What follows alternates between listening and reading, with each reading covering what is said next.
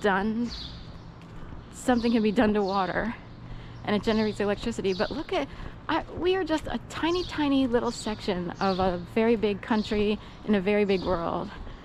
So does just the water from the Schuylkill River being churned or what have you actually generate enough electricity to light every single household, every single dishwasher, every single, even, you know, even for cars that are half battery powered or whatever?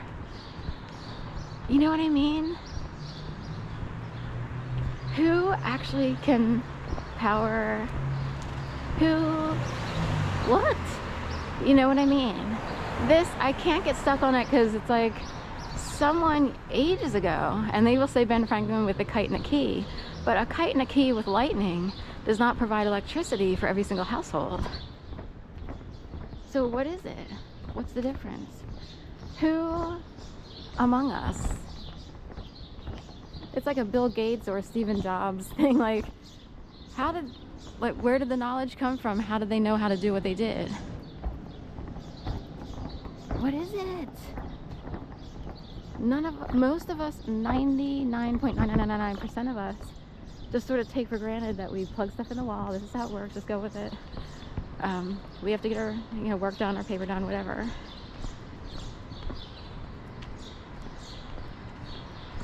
So,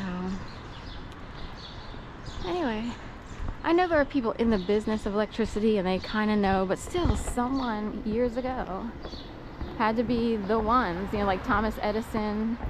I forget some of the names now, but Edison comes up as a person. You have, you know, Graham Bell, you know, the telephone person.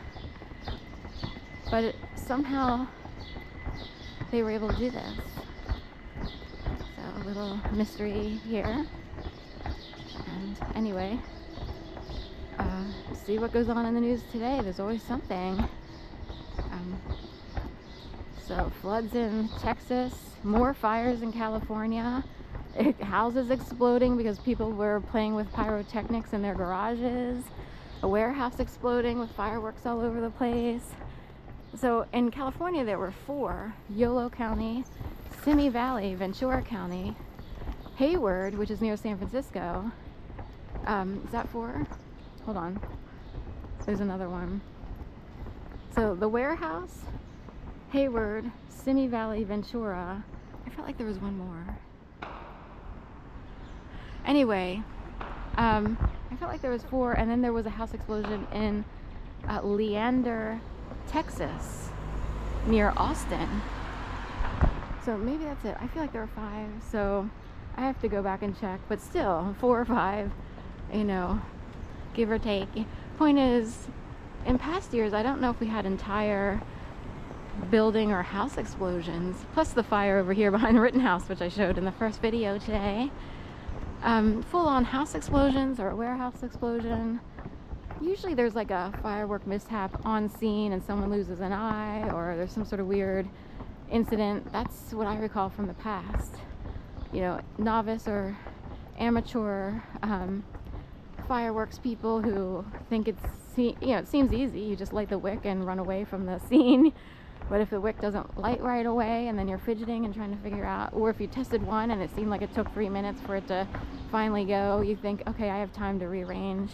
Who knows? Or too many are lit at once or what have you, or someone's set up. That could be the worst case scenario. I worry about that because some things happen, like, that doesn't seem right. What if there are people who dare other people to become part of a death club? I would wonder, because of what happened to me, what began in 2011, that had to be done on a dare, or someone thinks they're part of some special group and they think it's okay. That's like some crazy, these people are incredibly disturbed people. You know, it's not even comical how bad this has been. So hence we're out super early the day after 4th of July. Everybody's hungover or partied out. So rarely do people come out in full force between 5:30 and 6 on the day after the 4th of July. It happens to be a Saturday this year. I knew someone who lived over there. I think it was 2412. And they look like natural doors in an arch over there. The doors on the left there. They've since moved. They have like salmon colored or similar, like a orangey reddish, brownish red rooftop. I volunteered with a group a long time ago called the Youth Aid Panel, which kept kids away from the justice system should they get in trouble in school, because they used to have a zero tolerance policy. So to keep them away from the court system, if they agreed to just go through this program and then scoot on out and try not, you know, don't get in any trouble if you cause it, or try not to get wrangled into any trouble. A lot of kids are wrangled in, heavily influenced. So anyway, I volunteered with a woman who lived there with her husband. They had a son, but they just have one son, and they had a dog named Shadow. But everyone's older. Essie Springer is her name. I believe her husband was a lawyer. They both went through law school. She didn't really practice, at least at the time that I knew her. And it was interesting that she said once, like, you know, he's a teddy bear at home, but he's a real tiger in the courtroom, or a real vulture in the courtroom. So we have soil here.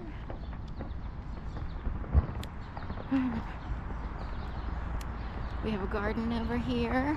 This has been wildlife certified, so you can get a special wildlife habitat certification in your garden. So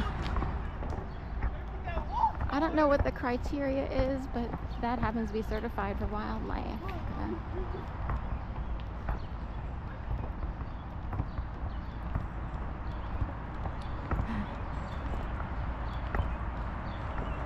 Small dog park, and then the larger dog park over here. So they just put in new turf. I could tell when I was up there. Aww. So this is the whole Locust or Schuylkill River Park. I forget what they, Friends of Schuylkill River Locust Park something. Yearbook, Friends of Schuylkill River Dog Park yearbook update. Oh my god. We'll read it really quick, because what? Want your dog featured? Now accepting yearbook submissions. Of course, right. Oh my god. How cute is that? Like a little yearbook. So that's new. I rarely come over here. Every neighborhood in Philadelphia has a different tenor, or a different feeling, a different vibe, a different culture, a different mindset. I actually like this area. I'm okay with it for the most part, unless, like, sometimes it starts to become a mill and certain people come out who are a little bit much. But there's the dog park.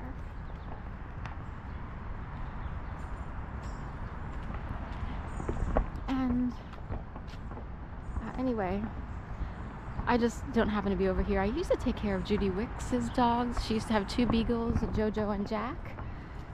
Was it Jojo who passed away, or Jack passed away? Then she had 1, and she, over the past year and a half, she sold her home, which was on, 24th and Panama. It's somewhat on the corner. Oddly, it was the second house in from the northwest corner of that intersection of Panama and 24th. But her backyard, like, she had a back